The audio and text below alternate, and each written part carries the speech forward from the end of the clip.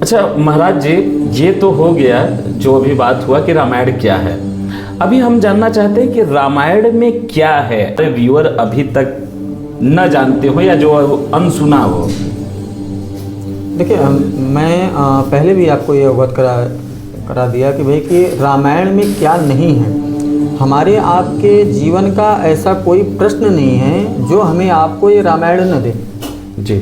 आज आप देखिए, लोग कहते हैं, प्राय हमें आपको ये भी सुनने को मिल जाता है कि हमारा बच्चा महाराज जी हमारा नहीं सुनता है जी। तो अगर शायद उस रामायण को अगर अपने बच्चे को शुरू से ही अध्ययन कराते तो शायद आज जो बच्चा इतनी लापरवाही कर रहा है या माँ बाप का इज्जत नहीं कर रहा है, कैसे उठना चाहिए, कैसे बैठना चाहिए, जो एक संस्कार होना चाहिए उसके अंदर, वो चीज़ें नहीं आ पा रही है। अगर वो पढ़ा रहता तो जो चीज़ राम जी ने उसमें दर्शाया कि बाल्यावस्था में राम जी ने क्या किया। जी भाई, राम जी के चरित्र से हम आप अपने जीवन की अगर तुलना करें कि भाई राम जी ने जो जो चरित्र किया, अगर वैसे हम आप चलने का प्रयास करें तो आज जिंदगी जो इतनी विकट स्थिति में चल रही है वो बड़ी ही सरल हो जाएगी। सरल हो जाए। ठीक है।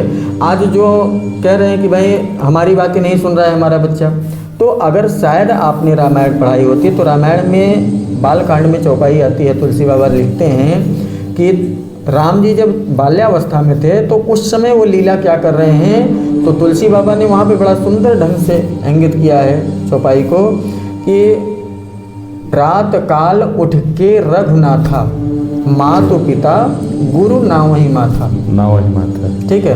तो अगर ये चीज़ राम जी किए हैं, अब ये बच्चा अगर आपका पढ़ा होता, उसने इस चीज़ पे मनन किया होता, तो वो आज जो गलती कर रहा है वो नहीं करता। वो भी सुबह उठता, माँ बाप के पाँव छूता, गुरु का वंदन करता, उसके बाद अपनी नित्य क्रिया करता। एक बड़े भाई को कैसा बर्ताव करना चाहिए, ये राम जी ने अपने जीवन काल में हर एक बड़े भाइयों को सीख दी है। एक पिता और माँ के प्रति क्या कर्तव्य होना चाहिए पुत्र का, वो राम जी ने हमें आपको दिखाया है। एक भाई भाई का प्रेम कैसा होना चाहिए, ये चारों भाइयों ने हमें आपको दिखाया है इस रामचरितमानस में। आज हम आप ये देखते हैं कि अपने समाज की बड़ी ही ये दुखद स्थिति होती जा रही है कि भाई एक भाई भाई को कैसे रहना चाहिए। जिस भाई का प्रेम हम आप बाल्यावस्था में थे तो उस समय अपने छोटे भाई को एक छोटी सी खरोंच लग जाती थी तो उसके लिए हम आप अपने कंधे पे बिठा के और 1 किलोमीटर तक दौड़ जाते थे दवा के लिए। जी। ऐसा प्रेम रहता है। आखिर ऐसा क्या हो जाता है कि जैसे वो उम्र बढ़ती है तो ऐसी कौन सी स्थिति परिस्थिति पैदा हो जाता है कि वो प्रेम एकदम न के बराबर हो जाती है। बिल्कुल, अब समाज में अक्सर ये हो जा रही है।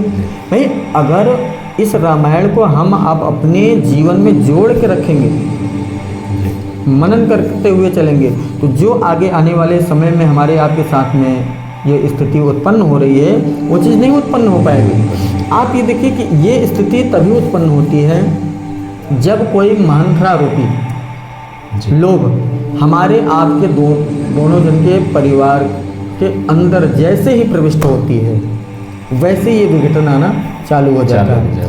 प्रत्येक आदमी को मैं तो यही राय देता हूँ, प्रत्येक आदमी को ये सोचना चाहिए भाई कि अगर कोई बाहर वाला आपके पास आके और कान भरना चालू कर दे कि आपका भाई ऐसे, आपके माँ बाप ऐसे, तो समझ जाना चाहिए कि अगर राम जी कृपा करेंगे तब तो आप बच जाओगे और नहीं तो आपके घर का विनाश का समय प्रारंभ हो चुका है।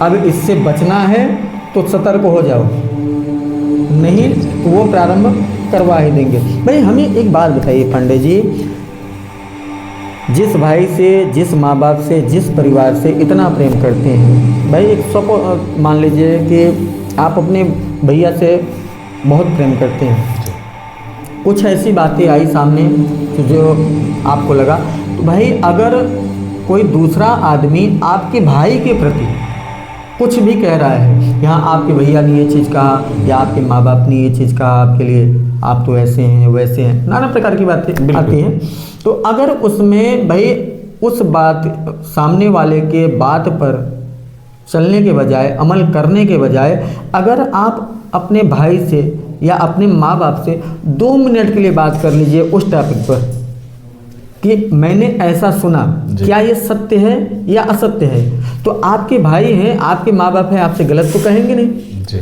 लेकिन हम आप क्या करते हैं, सत्संग के अभाव के कारण, इस राम कथा के दूरी होने के कारण उसी को सत्य मान लेते हैं। उस चीज़ को सत्य मान लेते हैं जो सत्य नहीं है।